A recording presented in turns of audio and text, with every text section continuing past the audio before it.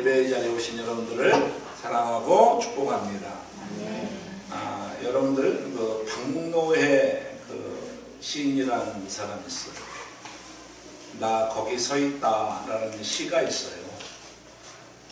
그 시에서 보면 참 의미심장한 이야기가 그려져 있어요. 몸의 중심은 심장이 아니다. 몸이 아플 때 아픈 곳이 중심이 된다. 가정에서 가족의 중심은 아빠가 아니다. 아픈 사람이 가족의 중심이 된다. 총구 앞에 인간의 존엄성이 짓밟히고 양심과 정의와 아이들이 학살되는 곳, 이 순간 그곳이 세계의 중심이다. 이렇게 읽고 있어요. 마음에 와닿지 않나요? 내 몸과 가족뿐만 아니라 사회와 세계 속에서도 마찬가지로 아픈 곳이 중심이 되고, 그 아픔의 핵심에는 뭐가 있습니까? 죽음이라고 하는 게 있어요. 실제로 고통 중에 있는 사람들을 관찰하면 통증이 있는 곳에 몸의 중심이 됩니다. 우리가 몸의 중심하면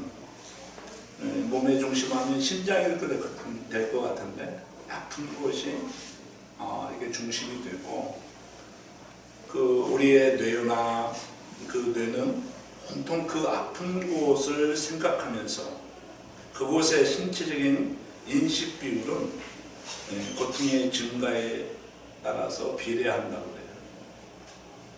그래서 그 인체의 모든 조직과 기관들은 그 아픈 부위를 달래고 보호하기 위해서 모든 노력을 다 한다고 해요. 여러분, 이제 치통, 이빨이 아프면, 이가 아프면 정말 다른 여타의 작은 한쪽들은 모두가 어느덧 사라지게 되고, 손과 발일, 턱과 어깨 근육 등 이런 온통 모든 근육들은 그 치통을 달래기 위해서 노력을 한다고 해요. 그래서 자기가 덜 아픈 부분들은 자기가 아프다고 얘기하지 않고 더 아픈 것을 보호하고 달래기 위해서 집중한다는 거예요. 그러니까 아프니까 중심이 되고, 중심이니까 비명을 지를 권리가 있어요.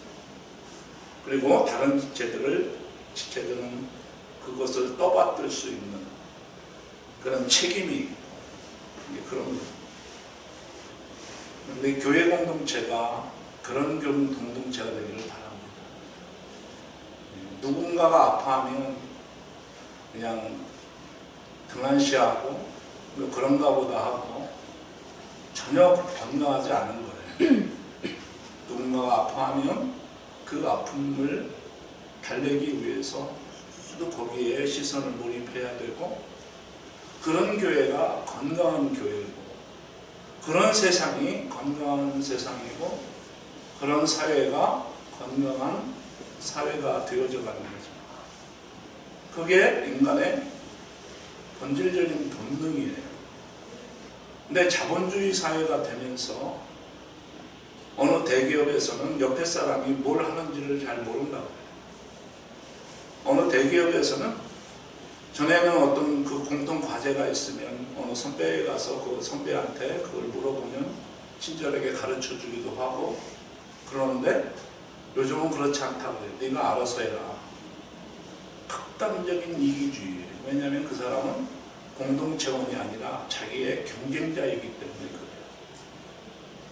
그런 모습이 사회에서만 나타나는 게 아니고 교회 내에서 나타날 때에 가슴이 아파요. 그게 성이라고 믿고 살아가요. 그런 잘못된 신념을 가지고 살아가는 그 사람을 보면 자동차에 어떤 부품을 보는 것 같아요. 자동차의 부품에는 감정이 없거든요. 예수님이 오실 때의 세상도 그런 세상이었어요. 예수님이 나귀 타고 예루살렘에 입성하실 때에 그 그 예수님이 입성하시는 이유는 뭘까요? 가장 낮은 자에게 희망이 되게 하기 위해서 그랬습니다. 그런데 그것을 불편하게 생각하는 세력들이 있었어요. 예수님은 로마의 평화가 아니라 하나님의 나라의 평화를 전하기 위해서 진려가셨던 예수님의 발걸음 마침내 예루살렘에 이르게 되었습니다. 여러분, 예루살렘이라는 말이 어떤 뜻을 가지고 있는지 아세요? 평화의 도시. 여러분, 우리 인사할 때 샬롬 하잖아요. 예루살렘, 그러면 샬렘의 도시라는 뜻이에요. 평화의 도시. 그래서 예루살렘은 우주의 배꼽이라는 말이 있어요. 왜냐하면 하나님을 예배하는 성경이 예루살렘에 있고 그곳은 세상에서 가장 성스러운 도시예요. 그래서 예수님께서는 예루살렘 맞은편 감람산의 내리막길에 이르렀을 때에 제자의 온 무리가 기뻐하면서 하나님을 찬양했어요. 평화의 왕, 샬롬의 도시에 평화의 왕이 오셨기 때문에 그래요. 그래서 예수님의 제자들이 19절에 보면 뭐라고 이렇게 하고 19절에 이런 이제 보면 복되시라 주님의 이름으로 오시는 이모님, 하늘에는 평화, 지극히 높은 곳에서는 영광이다. 이렇게 말씀을 하고 있어요.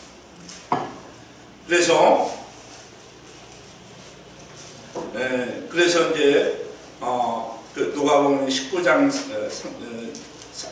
38절에 보면 여러분들이 한번 같이 읽을까요? 시작. 이르시되 찬송하리로다 주의 이름으로 오시는 왕이여 하늘에는 평화요 가장 높은 곳에는 영화로다 하니, 이렇게 삶이 팍팍하지 않았다면 이런 그 찬양과 이런 노래가 그렇게 절실하게 다가오지 않았을 거예요. 여러분, 평화라고 하는 게 뭘까요? 평화라고 하는 것은 정말 우리의 가정에서 내가 평화를 느끼고, 교회에서 평화를 느끼고, 내 삶 가운데에서 평화를 느낀다고 할 때 그 평화라고 하는 것이 어떤 의미가 있을까요? 하다마 게이코의 동화 평화란 어떤 걸까라는 동화책이 있어요. 거기 그 동화책에서 평화를 어떻게 말하고 있느냐면, 평화란 내가 태어나길 참 잘했다. 또 내가 태어난 길 정말 잘했다. 그리고 너와 내가 친구가 될 것 같다. 이렇게 할 때에 진정한 평화라는 거예요. 참 내가 태어나길 너무 잘했다. 당신이 태어난 게 너무 잘했다. 그래서 너와 내가 친구가 될 것 같다라고 하는 그런 생각을 갖는 것이 평화라고 하는 거예요. 예수님이 오시기 전에 800년 전에 이사야라고 하는 선지자가 있었는데, 이사야 선지자도 해함도 없는 세상, 상함도 없는 세상, 이런 것을 평화의 나라라고 해요. 우리가 수요 예배 때 보신 여러분들은 우리가 한번 다루었지만, 사회 계약서를 주장한 홉스라고 하는 사람은 뭐라고 얘기합니까? 인간은 늑대다. 그래서 사회계약이 필요하다는 거예요. 대기업은 중소기업에게 도움이 되는 게 아니라 중소기업에게 늑대가 되고, 옆에 있는 친구, 동료들은 나에게 친구가 아니라 저 사람을 넘어뜨려야 내가 일어설 수 있기 때문에, 내가 승진하고 내가 앞으로 나아갈 수 있기 때문에 늑대가 되는 거예요. 기업주는 노동자에게 늑대가 되고, 노동자는 기업주에게 늑대가 되는 세상이에요. 우주의 그 정거래 법칙이 지배하는 세상. 그런데 정말 우리가 예수님이 오는, 우리가 그리는 예수님을 기다리고 예수님을 만난 사람들의 마음은 어떤 거예요? 참 내가 태어난 것이 잘했다. 당신이 태어난 게 너무너무 잘됐다. 그래서 우리가 정말 이런 아름다운 세상에서 친구가 될 것 같다. 이렇게 얘기하는 것이 평화예요. 이사야 선지자는 해안도 없는 세상, 상나무도 없는 세상, 그런 세상이 뭐냐면 평화의 나라예요. 오늘 본문을 읽어가다 보면 우리는 움찔도 놀라지 않을 수 없는 장면이 나와요. 우리 41절을 한번 같이 읽을까요? 시작. 가까이 오사 성을 보시면서 우시며. 예수님께서 예루살렘 가까이 오셨을 때에 그 예루살렘 평화의 도시, 그렇게 오고 싶었던 그 도시를 보면서 우시는 거예요. 물론 예수님도 인간이셨기 때문에 올 때가 있었을 것입니다. 히브리서 기자는 예수님께서 세상에 계실 때에 하나님께 큰 부르짖음과 눈물로써 기도와 탄원을 올리셨다고 말씀하고 있습니다. 또 복음서는 예수님의 울음을 두 번 기록하고 있는데요. 첫 번째는 요한복음 11장 35절에 베다니에 살고 있는 그 나사로가 세상을 떠나자 너희 동생 마리아는 매우 비통한 울음을 터뜨렸어요. 예수님도 그 장면을 보면서 같이 울으셨어요. 주님은 이때 마리아의 어떤 자매들의 고통에 깊이 공감하는 그런 눈물이었습니다. 하지만 이 장면에서 좀 예루살렘에 이렇게 나귀를 타고 오시면서 예루살렘 성을 바라보면서 오셨어요. 이 눈물은 조용하게 흘리는 눈물이 아니라 엉엉 소리 내면서 우시는 울음소리였어요. 그것은 감정이 폭발쳐서 터져나오는 눈물이었어요. 도대체 왜 예수님은 이 예루살렘 도성을 바라보면서 그렇게 소리내서 감정이 북받쳐 올라오는 눈물을 흘리셨을까요? 3년 동안이나 예수님은 그 예루살렘과 갈릴리와 유대 지방을 다니시면서 복음을 전하셨어요. 하나님의 나라를 전했어요. 그런데 여전히 인간들은 마음이 완악해져서 그 삶의 인력에서 벗어나지 못하고 있었어요. 정말 예루살렘 도성은 하이라이트였어요. 아주 절정이었어요. 가장 거룩해야 할 그곳이 가장 속된 소굴이 되어버렸어요. 제사장 나라를 꿈꿔야 할 그 평화의 도시 예루살렘이라고 하는 도시가 제국의 도시가 되었어요. 그 제국의 도시의 삶의 원칙은 양육강식, 정글의 법칙이 지배하는 도시가 된 거예요. 예수님은 이 예루살렘을 바라보면서 정말 예루살렘의 그런 모습을 보시면서 눈물을 흘리셨어요. 주님은 머지않아서 하나님의 심판이 이 도시에 정말 그 폭탄의 그 비가 쏟아질 것을 미리 보고 계시는 거예요. 모두가 잠들어 있는 시간, 홀로 깨어 다가오는 재앙을 바라보는 것처럼 기가 막히고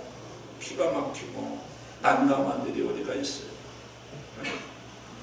우리 누가복음 13장 34절을 한번 같이 읽겠습니다. 13장 34절 앞에 화면을 보세요.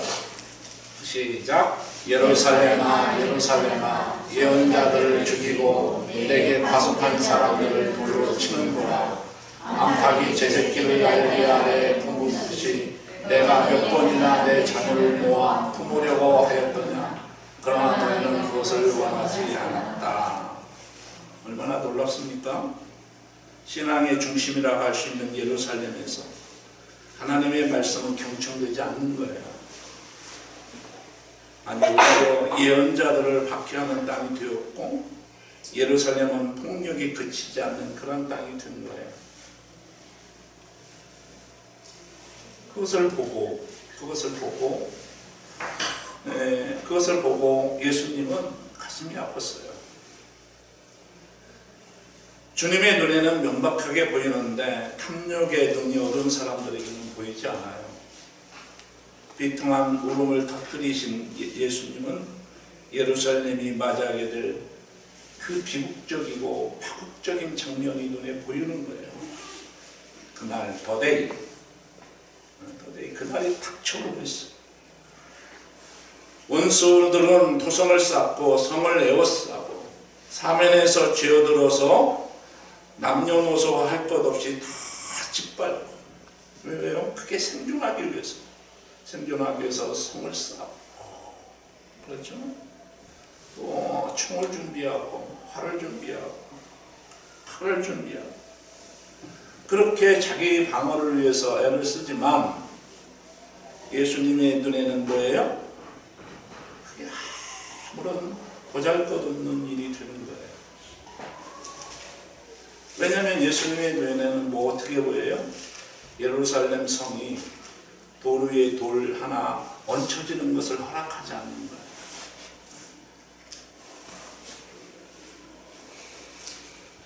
주님은 어쩌면 예루살렘 도성의 돌들이 우는 소리를 듣고 있는지도 몰라요. 주님이 예고하신 천국은 예수님이 돌아가신 지 불과 40년 만에 현실이 되었어요. 주후 70년에 예루살렘은 막강한 로마군에 의해서 그야말로 초토화되어 버렸어요. 여러분, 눈의 욕심이나 탐욕이나 이런 것에 사로잡혀 있는 사람은 앞이 보이지 않아요. 그냥 눈앞에 있는 빵만 보이는. 예수님께서 예루살렘에 입성하셔서 예루살렘 성전에 들어가셨어요. 그 가장 거룩하고 성스럽고 깨끗해야 할 성전이 장사터가 되어버렸어요. 성전의 기능을 완전히 잃어버렸어요. 그래서 예수님께서는 장사하는 사람들을 내어 쫓으면서 그들에게 말씀하시기를 기록된 바 내 집은 기도하는 집이 되리라 하였거늘 너희는 강도의 소굴을 만들었도다. 예루살렘 성전에는 제사를 위해서 제물로 드릴 짐승을 파는 사람들고 재물을 사기 위해서 돈을 바꾸려는 사람들을 상대로 환장상을 하는 자들이 있었던 것입니다. 그 장면이 재물을 드리는 그 제사에는 관심이 없고 그 재물로 인해서 환전상들과 짐승을 파는 사람들의 이권 다툼의 아수라장이 된 거예요. 정말 사람들이 하나님께 나와서 기도하기 위해서 있어야 할 성전이 더러운 재물의 물욕에 사로잡혀서 장터가 되어버린 것입니다. 성전 안에서 기도 소리보다는 짐승 우는 소리와 장사꾼들의 떠드는 소리가 크게 들렸습니다. 예수님께서는 이 사실에 대해서 분노하십니다. 외부에서는 로마 세력이 좁혀오고 안에서는 어떻게 성전이 제 기능을 상실해버리고 양육강식 정글의 법칙이 예루살렘을 지배하고 있습니다. 이 땅은 어떤 땅이에요? 희망이 없는 땅이에요. 그냥 정말 하나님의 심판만 기다리고 있는 땅이었던 거예요. 예루살렘이 그런 기운을 맞을 수밖에 없었던 것은 뭐예요? 하나님께서 직접 찾아오신 때를 그들이 알아차리지 못했어요. 다시 말해서 예언자들을 통해서 하나님께서 말을 건네시고 경고하실 때에 그들이 못 들은 척 했기 때문입니다. 하나님의 초대에 응하는 것이 믿음입니다. 하나님께서 손 내미실 때 그 손 잡는 게 믿음이에요. 믿음이라는 게 다른 게 아니에요. 믿음이라는 것은 하나님의 초대에 응하는, 믿음이라고 하는 게 뭐예요? 하나님의 질문에 응답하는 거예요. 여러분, 지금도 여전히 우리를 평화의 길로 하는 예수님께서 초대하고 계십니다. 전쟁이 없는 세상, 사람들이 거리에서 부르짖지 않아도 되는 그러한 세상을 위해서 작은 일이라도 시작하라고 얘기하십니다. 그래서 정말 우리를 지금도 우리 주님께서 이 땅에 오신 이유는 뭐예요? 평화의 세상으로 우리를 초대하고 있는 거예요. 근데 우리는 여전히 정도의 법칙, 양육방식의 법칙에서 사로잡혀서 그냥 장사하고 돈 바꾸고, 그런데 우리의 모든 생각들이 다 몰입되어 있어요. 오늘 본문은 옛날 2000년 전의 이야기가 아니라 오늘을 살아가는 우리에게 그대로 적용되는 말씀이에요. 저와 여러분은 지금도 현실 속에서 들려지는 예수님의 울음소리를 들을 수 있었으면 참 좋겠습니다. 종교조차도 사람들에게 평화가 되지 않아요. 종교가 이익이나 권력에 맞들여지기 시작하면 반드시 타락하게 되어 있어요. 돈과 권력을 추구하는 종교는 거룩함과 무관하게 돼요. 종교라고 얘기할 것도 없어요. 돈과 권력을 추구하는 신앙인은 거룩함과 아무런 상관이 없어요. 눈에 보이는 건 돈과 권력, 세상에 사회적 욕구만 있을 뿐이에요. 생물학적 욕구만 있을 뿐이에요. 여러분, 정부기관이나 기업에는 여전히 부정부패가 있다고는 하지만 종교단체와는 훨씬 더 강력한 정화 기능을 가지고 있어요.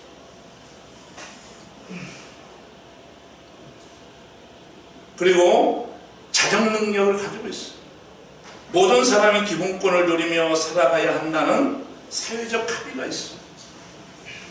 근데요, 교회는 그런 합의가 없어요.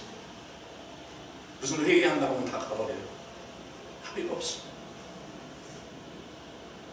그러면 정말 우리가 중요한 것이 있어요. 여러분, 우리 이 국왕을 보면 참 신비해요. 이 국왕을 보면 치아만큼 공동체 정신을 참 잘 표현해주는 기관도 없을 것 같아요. 이 국왕은요, 세 가지 기능을 하거든요. 저작, 씹는 기능이 있잖아요. 발음, 표현하는 기능이 있잖아요. 또 맛을 보는 미적인 세 가지 목적을 위해서, 이 세 가지 목적을 위해서 치아가 몇 개인지 아셔요? 우리 그 학교 다닐 때 다 배운 건데 몇 개죠? 송계 집사님 한번 이번 벌려보세요. 세 개. 32개예요. 32개. 치아가 그 세 가지 목적을 위해서 제각각의 기능을 다 발휘해요. 그러면서 한 기관을 이루어요. 참 이 국왕을 보면요, 교회가 그래야 된다고 생각해요. 이런 앞니는 뭐예요? 앞니. 새신자는 거예요. 손님을 맞이하고 대화를 이어가면서 외교 담당하는 거예요. 네? 어금니, 구치는 뭐죠? 국왕 안에서 해결해야 하는 대부분의 저작, 분쇄, 씹는 기능을 하잖아요. 그래서 모든 음식물을 소화기관으로 연결해주는, 지금으로 얘기하면 우리 옛날에는 내무부라는 게 있었지 않습니까? 지금은 국토부인가요? 행안부인가요? 행안부라고 얘기할 수 있잖아요. 이게 내무부 역할을 참 잘하는 거예요. 제가 한 20, 30년 동안은 이 어금니 없이 한번 살았었는데, 그걸 임플란트를 해보니까 진 세상이 달라지더라고요. 여러분, 이 어금니는 그런 씹는 기능을 해요. 그리고 그 기관이 너무 중요해요. 그러니까 이 어금니가 없으면 작은 어금니, 소구치가 어금니를 보좌하면서 지방행정을 담당해요. 이 모든 기능이 원활하게 이루어질 수 있도록 가이드하고 감시해요. 그래서 감시에서 감시는 뾰족해요. 송곳니가 있어. 그래서 이 송곳니는 무슨 역할을 해야 돼요? 치안 업무를, 경찰 업무를 감당을 해요.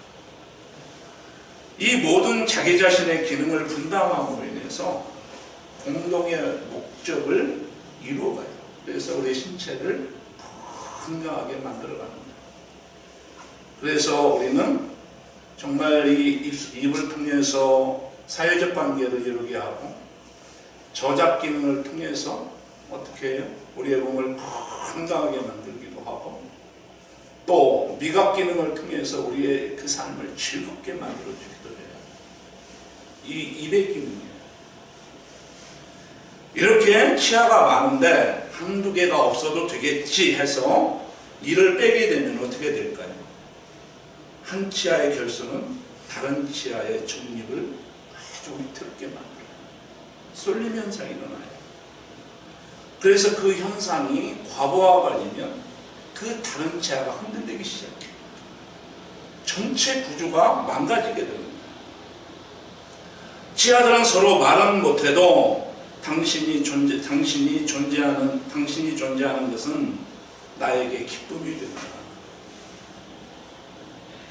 네가 존재하는 건 나에게 기쁨이 된다.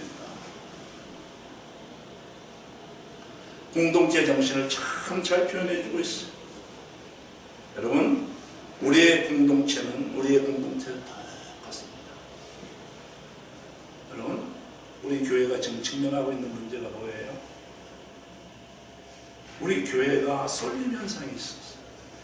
누군가가 역할을 한두 사람이 다 감당했어요. 그 사람이 쓰러졌어요.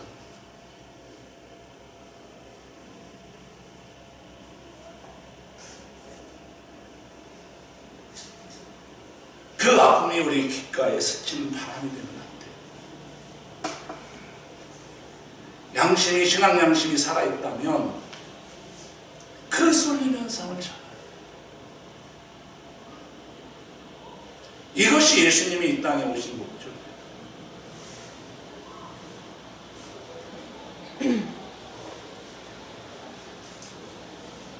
누군가가 꽃씨를 심어야 꽃이 피고 꽃밭이 만들어져요. 여러분, 제가 여기에 있는 우리 화단에 있는데, 부단히 그 화단을 이 건물이 지어질 때에 모든 사람이 거기다가 쓰레기를 버려요. 제가 서울에 갈 때 한두 번씩 보면 거기가 쓰레기장이에요. 그래서 거기다 꽃을 심었어요. 그랬더니 쓰레기를 버리는 사람이 없어졌어요. 지금 올해 제가 거기에 꽃을 심지 않고 나무를 심었는데, 어제 가봤더니 거기에 쓰레기가 가득 쌓여있어요. 교회 쓰레기도 많이 있어요. 그것을 다 치우고 거기다 꽃을 심으면 쓰레기를 버리지 않아요.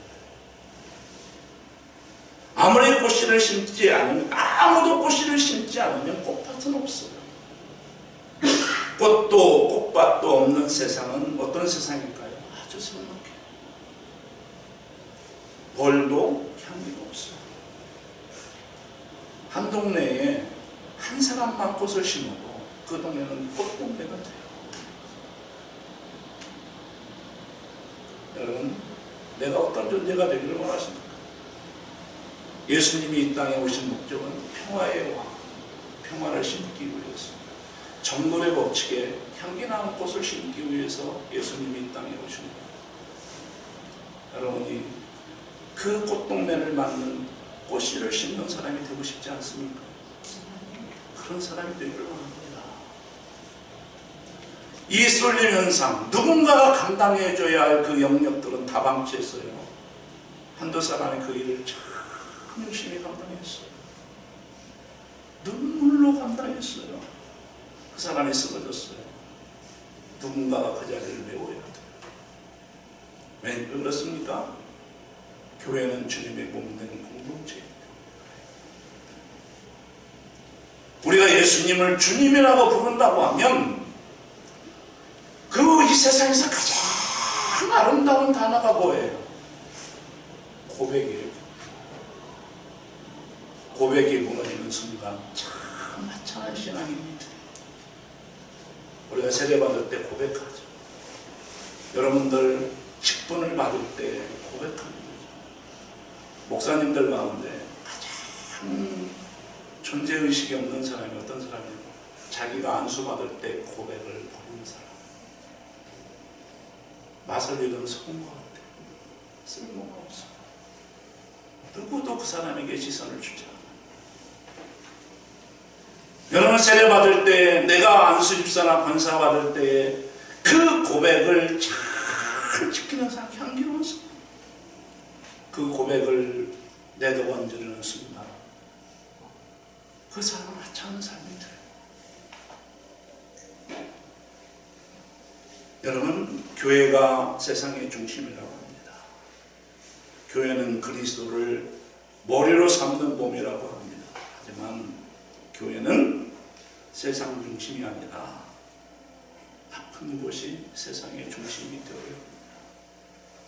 머리 대신 그리스도의 뜻에 따라 몸이 움직이다가 몸의 한 부분이 아파오면 다른 동작들을 다 멈추고, 아파하는 교회의 지체가 있다면 머리이신 그리스도는 그 부분을 몸의 중심으로 더 나아가서 몸의 전부로 인식하신 것입니다. 교회의 공동체가 가장 아파하는 곳에 그리스도의 관심이 머무는 것입니다. 예수님이 백마를 타고 예루살렘에 입성하지 아니하시고 나귀 타고 왜 예루살렘에 입성하셨습니까? 가장 아픈 자가 세상의 중심이 되는 것을 보면서 우리에게 보여주신 것입니다. 머리는 뭐라 그래요? 머리는 좀 아픈 곳이 있으면 머리를 멈추고 상처를 쓰다듬어주고 닦아주고 보호하라는데, 다른 지체들이 무시하고 하던 일을 계속한다면 그 상처는 결국 골마 터져서 이웃장기에 큰 손상을 일으키게 되고 더 나아가서 몸을 위태롭게 할 것입니다. 예수님께서는 예루살렘이 당신을 하나님께 보내시는 장평화의 왕으로 영접하기를 원하셨습니다. 자신을 이용해서 나라의 독립을 이룰 메시아가 아니라 하나님의 평화와 함께 인간들 사이의 평화를 이루실 참 메시아를 믿고 따르기를 원하셨어요. 근데 우리 인간들은 얼마나 고약한지 몰라요. 그 낙이 타고 오는 그 메시아를 내치는 거예요. 왜가 자기가 원하는 메시아가 아니에요. 그들이 원하는 메시아는 그 예수를 통해서 로마를 정복하고 자기들 나라를 만들기를 원했어. 그런 예수가 아니라고 낙이 타고 오는 예수를 내치는 거예요. 저는 저와 여러분에게 같이 묻습니다. 나에게 예수는 어떤 예수인가? 내가 원하는 예수인가? 아니면 그 예수님 있는 그대로의 예수님을 우리가 원하고 있는가? 예수님께서는 예루살렘이 하나님께서 예수 그리스도를 통해서 이루시는 참 평화에 관한 일을 바로 알기를 원하셨습니다. 예수님께서는 예루살렘이 깨끗한 성전에서 바른 기도와 바른 신앙이 자리를 잡는 토성이 되기를 원하셨습니다. 탐욕스러운 장사꾼들로 말미암아 어지럽혀진 하나님의 집이 깨끗하게 되기를 원하셨습니다. 예수님께서는 무엇보다도 이스라엘 백성들이 바른 신앙을 회복하기를 원하셨습니다. 그것이 오늘 우리가 예수님을 맞는 마음의 자세입니다. 의식만 있고 절기만 있는 그런 우리 대림절 크리스마스가 아니다. 그 예수님을 있는 평화의 낙이 타고 예루살렘 도성에 오셔서 정말 그 도성을 보시면서 오셨던 그 예수님을 우리가 함께 맞이하는 그런 성탄절이 되었으면 참 좋겠습니다.